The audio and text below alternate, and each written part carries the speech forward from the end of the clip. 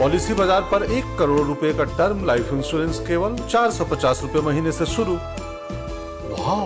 भाइयों बहनों, ये नेतृत्व की संवेदनशीलता को प्रदर्शित करता है। Uttar Pradesh's political war over OBC quotas in the state's urban body polls is now at the Supreme Court's doorstep. The Adityanath government has approached the top court against an Allahabad High Court order that asks for the crucial polls to be held without the OBC quota. OBCs make up nearly half of Uttar Pradesh's population, and their support has been instrumental for the BJP's big wins in UP, starting from the 2014 Lok Sabha election. In November 2022, the Adityanath government announced OBC reservations for the urban body polls based on a rapid survey, or in simpler terms, a counting of heads of the OBC population.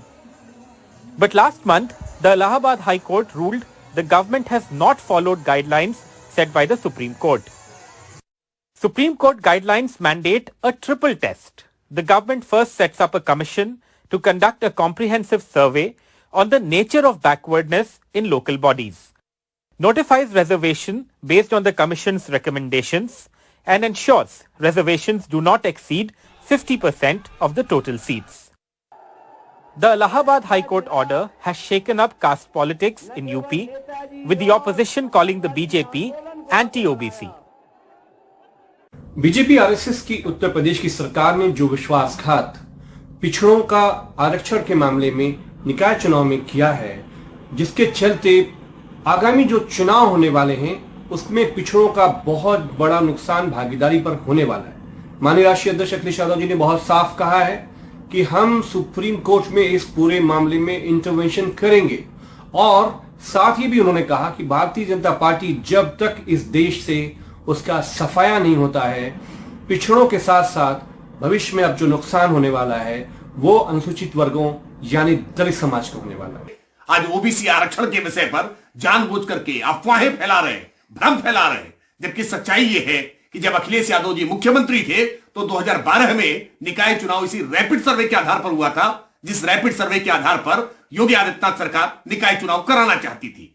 Honourable high court के आदेश का पालन करते हुए OBC आयोग का गठन हो गया है और सरकार ने स्पष्ट कर दिया है कि बिना ओबीसी आरक्षण के निकाय चुनाव संपन्न नहीं होंगे। माननीय बहन कुमारी मायावती जी का सबसे बड़ा योगदान है। आज पिछड़े वर्ग के साथ अकेली बहुजन समाज पार्टी खड़ी है, बाकी पार्टियां बेनकाब हो गई हैं। भारतीय जनता पार्टी पिछड़ों का नाम लेकर सत्ता में पहुंच गई, समाजवादी पार्टी पिछड़ों का नाम लेकर सत्ता में जाती है, लेकिन जब अधिकारों की बात आती है तो अकेली बहुजन समाज पार्टी है जो दलितों का, पिछड़ों के आरक्षण के लिए पूरी ताकत से संघर्ष।